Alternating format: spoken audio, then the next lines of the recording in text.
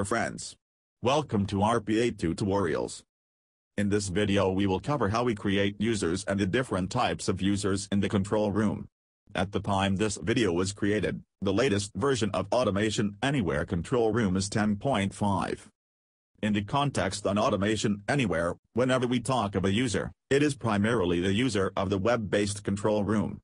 To create these users, we need to first define roles and grant them appropriate permissions according to the role these users are intended to play in the overall RPA scheme of things.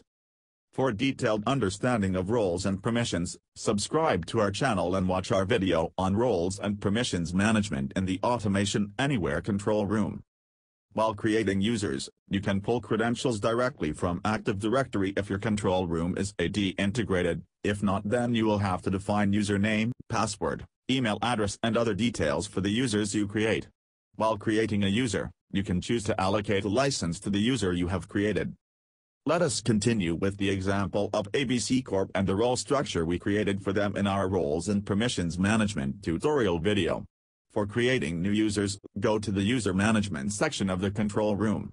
Click on Actions, and select Create User option. Enter username, and since in this example our control room is not Active Directory integrated, we will have to enter other details as well, such as password, first name, last name, etc.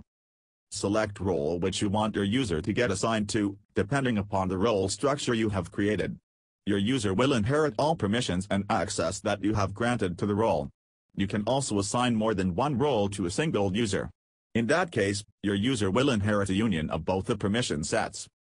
Click on Allocate License, if you want your user to develop and/or run scripts on the client application. You can choose to allocate either a development or runtime license. For more on license management, subscribe to our channel now and watch our video on license management. On the user management screen, you can view details of all the users, like their names, email addresses, the role to which they are assigned to, license allocated if any, and also deactivate or activate them with just one mouse click. The user which we just created, Associate001, will have the permissions that we defined while creating the role. Similarly, its manager will have permissions as per what was granted to its role. When Associate001 logs into the control room, this is how the screen will look like. Associate001 is only able to see components to which its role was granted access to.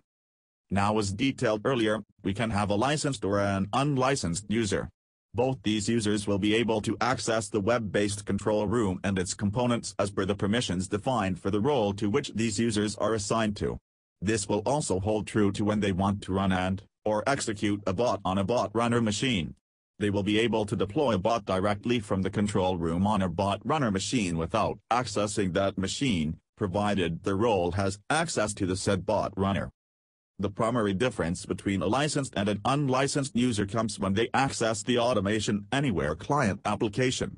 While a licensed user will be able to access the development workbench if assigned a development license, and runtime environment if assigned a runtime license. The unlicensed user, however, will not be able to access the client application. Hence, an unlicensed user cannot use the client application to create or modify any script. This brings us to the end of this video. If you liked this video, give us a thumbs up and subscribe to our channel for more videos on RPA and Automation Anywhere tutorials. Feel free to comment on the video below or email us for any suggestions, feedback or questions.